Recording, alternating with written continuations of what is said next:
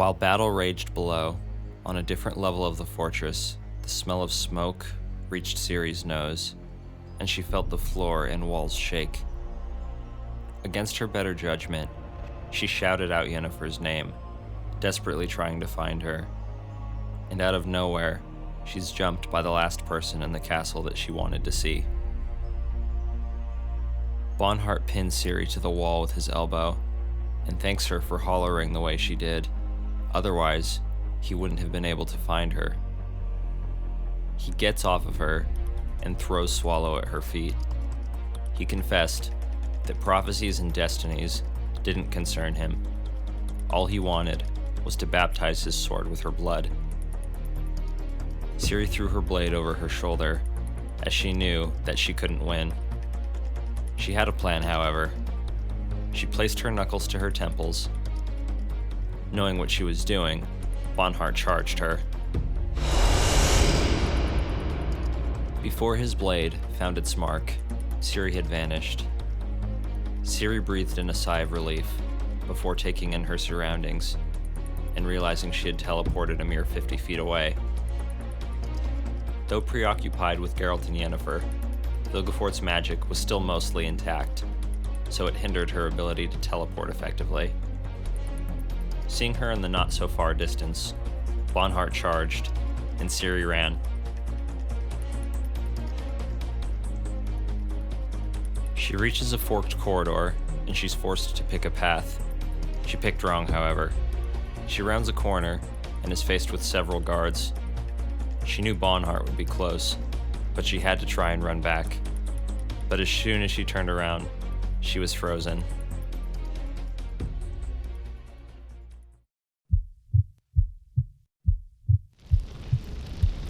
Her heart raced, and haunting memories of fire and death tormented her. She was suddenly a child in Cintra again. A knight in black stood before her, with his sword drawn, and helmet adorned with wings. Ciri stood frozen, staring at him, while the sorcerer's guards closed in behind her. The knight did not budge. But from behind him, a young woman wielding a sword appeared. She dashed past the knight, and then past Ciri.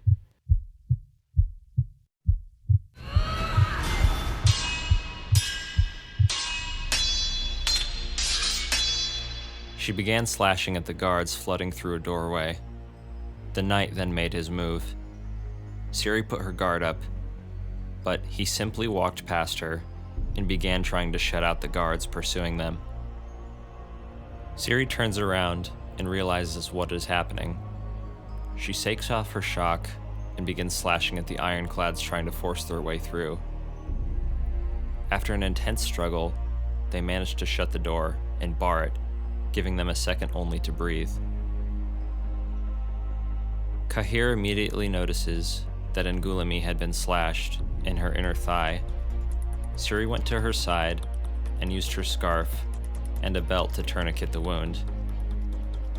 When Bonhart rounded the corner, Cahir told the two to run. Ciri warned him that the approaching man was the devil incarnate, and fighting him was suicide. Cahir then took the opportunity to introduce himself.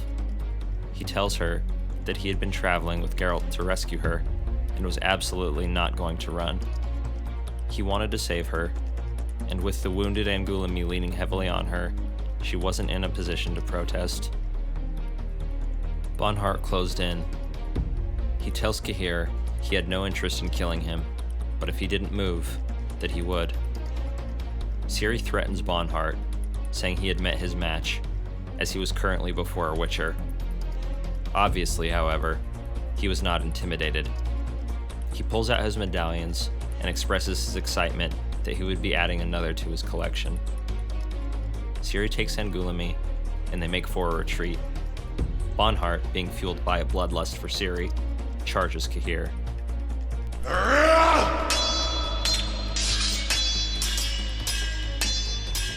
They clash, and Cahir quickly realized he was not as strong or as skilled with a blade as his fish-eyed opponent.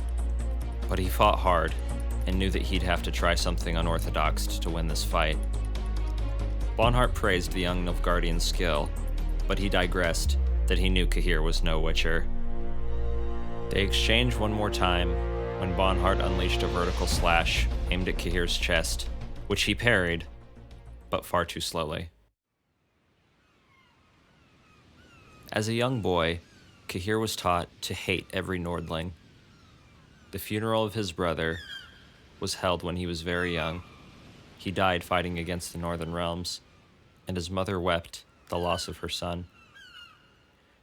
She told Cahir that they were never to be trusted, but disdained and hated. He vowed to his mother he would always hate them, and for much of his life, he did.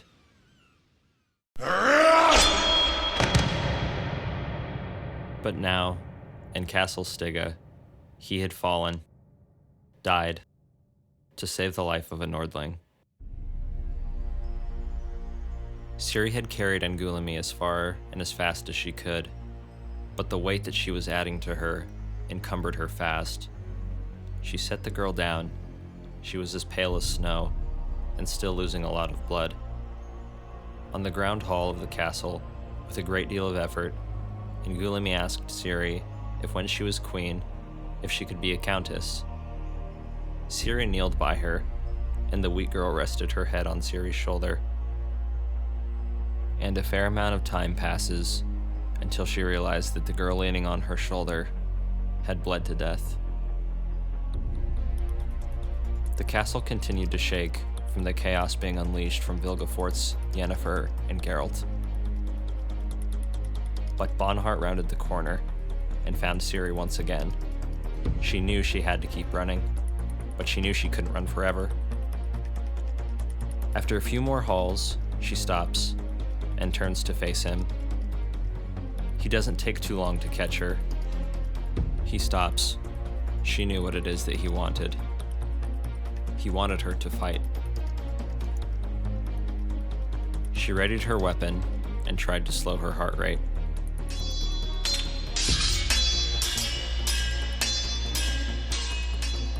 Bonhart drew first blood, but not a fatal wound.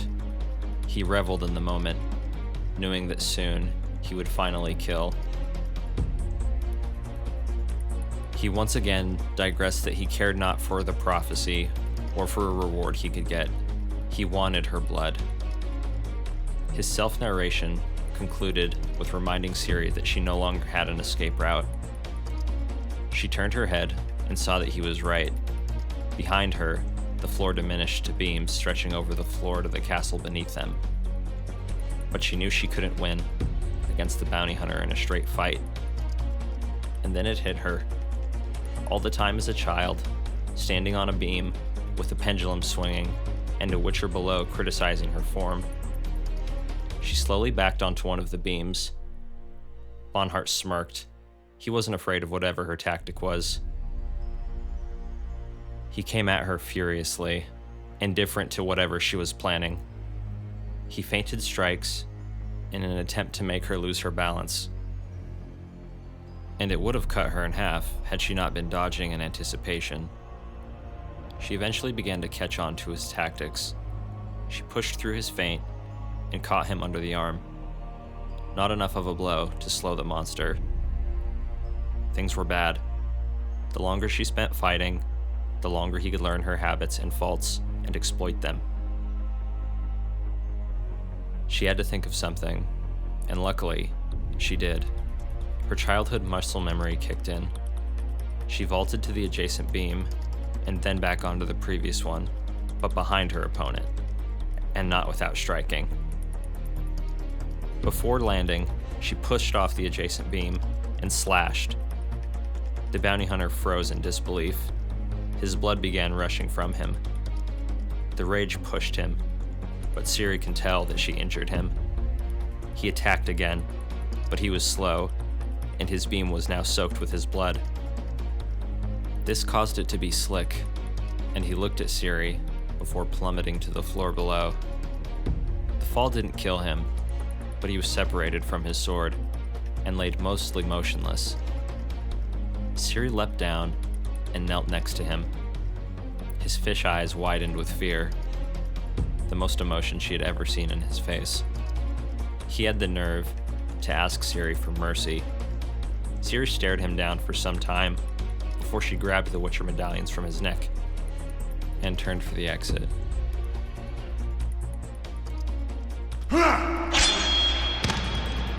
Much like a cockroach that refuses to die, Bonhart lunged at Ciri with a knife he had hidden, but Ciri was ready. She half-turned and slashed the fish-eyed monster's throat, finally ending the career of the world's most dangerous bounty hunter.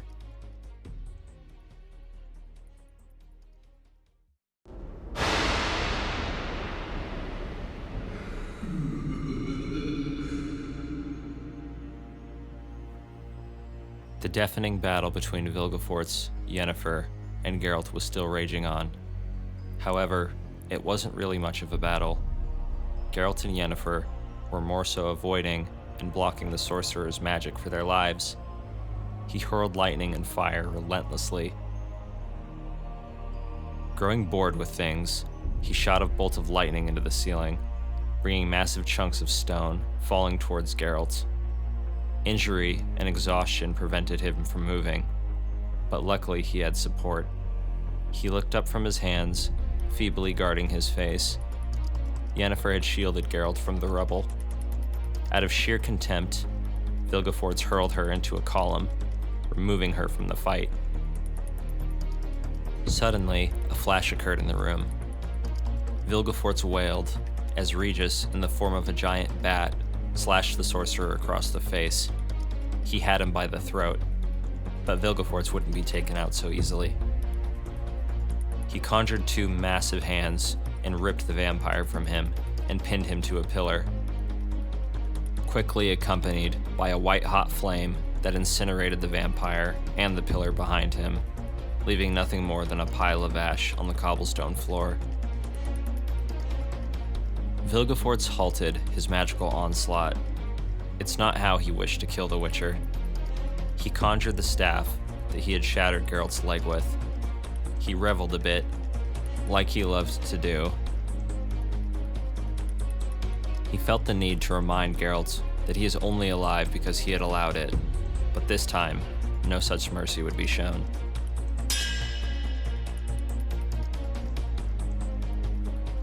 He was, as Geralt remembered, as fast as a demon, and skilled as well. It took him only seconds to best Geralt, first with a shot to his ribs, and then to his shoulder. Geralt was forced to drop to one knee. The sorcerer lifted his weapon above his head, and smirked. Geralt quickly gripped his medallion that Fringilla had made him. Vilgefortz swung, and his weapon collided with the stone floor. He froze for a moment in disbelief, which was the only opening that Geralt needed. He slashes the sorcerer across the belly, a deep cut that sent him into the ground. Geralt did not wait for any closing dialogue or threats. He quickly finished off his adversary, putting an end to his villainy once and for all.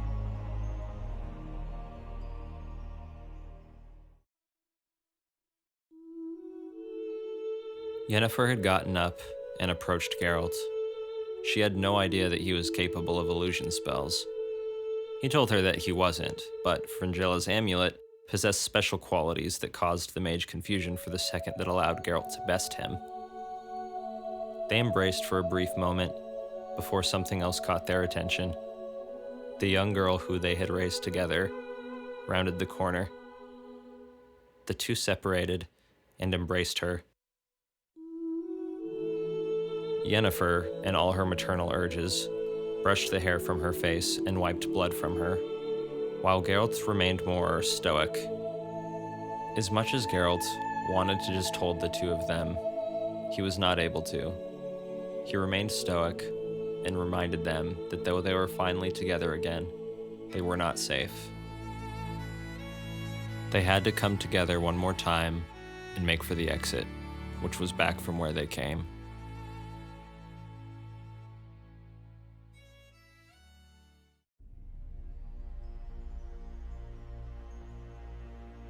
They eventually reached the staircase leading outside. But they had one more obstacle before them. A descending staircase littered with Skellen's men, and Skellen himself waiting at the end. Both Geralt and Ciri were tired of killing, but they knew what they had to do. They were well beyond exhausted, but still Tawny Owl's men were no match for the Witcher duo. They hacked and slashed their way through Skellen's men while he screamed orders from behind them, desperate for them to kill them before they reached him. His panic grew the closer they got. Geralt was coaching Ciri as they were fighting side by side. He was impressed with how much she had learned and how much better she had gotten.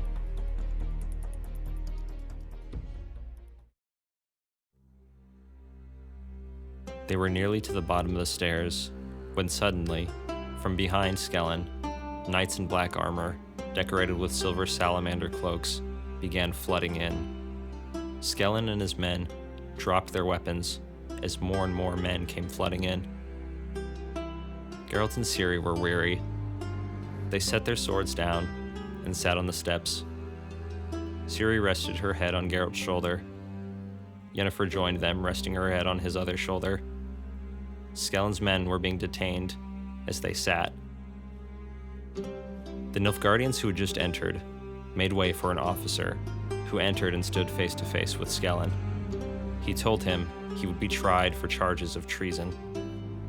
He's escorted away, and the officer approached Geralt. "Vilgefortz?" he asked. Geralt shook his head. "Cahir?" Geralt shook his head again. He was pleased. Geralt had done the hangman's work for him, he said. Geralt didn't respond. The officer then told one of his subordinates to take Geralt to a room where they could converse in private. He was in no position to protest.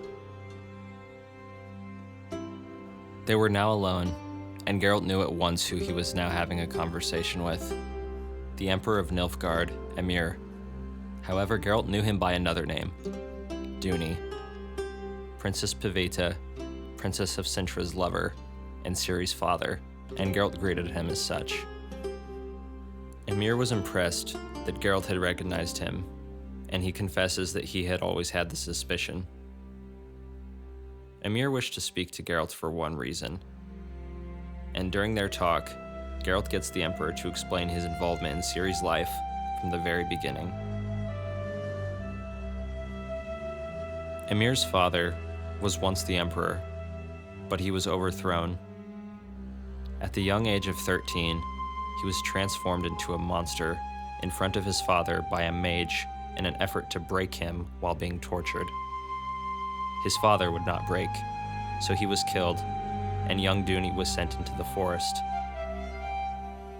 As the now Emperor of Nilfgaard, he goes by Emhyr, which in Nilfgaardian actually translates to urchin, which was an old word for hedgehog.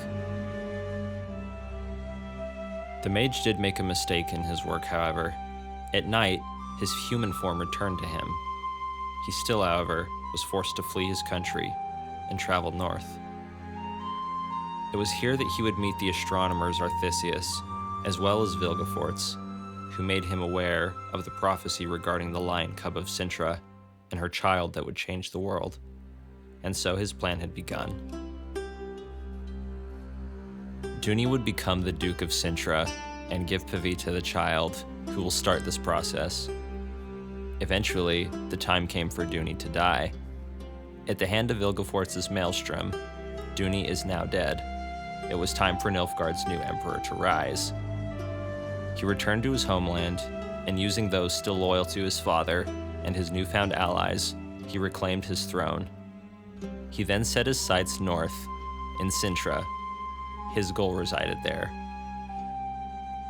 Following the conquest of Cintra, Ciri would become his bride and be the Empress of Nilfgaard. And her and his child would be raised by him. Only a few problems surfaced, however. Pavita was not supposed to die, and Ciri was supposed to be with them, surviving the maelstrom. But Pavita had left Ciri in Skellige when she suspected Duny of being treacherous, and before the maelstrom took their ship, Pavita fell overboard. Being resilient in his plan and adapting well, it still had one problem, and it was currently looking him in the eye. The Emperor knew fully well that Yennefer and Geralt had raised Ciri for years as their own, and no prison would hold him, and no force could keep him from her. This being a mutual understanding, Emhyr knew that he could not simply leave with Ciri. This being the case, Geralt was tired and didn't like always worrying about Ciri, so the Emperor proposed a solution, an old custom in which a large tub would be filled with hot water, and the participant would be left with a knife. Basically, it's just a dignified suicide pact. Now, this may seem crazy, but as I've said many times at this point, Geralt is very tired. Tired of worrying about Ciri's well-being, and he understood what the Emperor was proposing to him, but he did have a few conditions. To start with, for the remainder of her life, Ciri was never to be harmed, something Emhyr gave his word would be honored. Secondly, he must be allowed to say goodbye, for if he didn't make Ciri understand, she would never cooperate, another term that the Emperor agreed to. And finally, Yennefer. She wouldn't allow Geralt to do this, at least not by himself, but it would be her decision. They adjourned their private meeting. Geralt did what he could to make Ciri understand why she must go with the man, and he and Yennefer must stay behind. And also to the agreement with the Emperor, his identity as Ciri's father was to be a secret Geralt takes to his grave. As you'd expect, she understands about as much as a child understands many things, but at the very least, she agreed to go, while Yennefer and he stayed behind. They said their heartfelt goodbyes, and Emhyr himself escorted Geralt and Yennefer to the bathhouse. Once they arrived, he told them both whenever they were ready, a guard would be waiting outside to deliver the knife. Before he bid them farewell, he assured them Ciri's life would be easy for the rest of her days, and the two of them did not have to rush. In fact, he encouraged them to take as long as they needed. Once they were finally alone, they planned on taking their time as the Emperor had advised. Spending their last moments together would be enjoyed. They refused to mope and weep. They undressed and entered the pool. They indeed took their time, enjoying each other's company and touch one last time. After quite some time, they were ready. Yennefer shouted for the guard. Silence. Growing annoyed, she shouted again. This time, silence again. Confusion set in briefly, before Ciri poked her head in. She told them that there were no more Nilfgaardians left in the castle.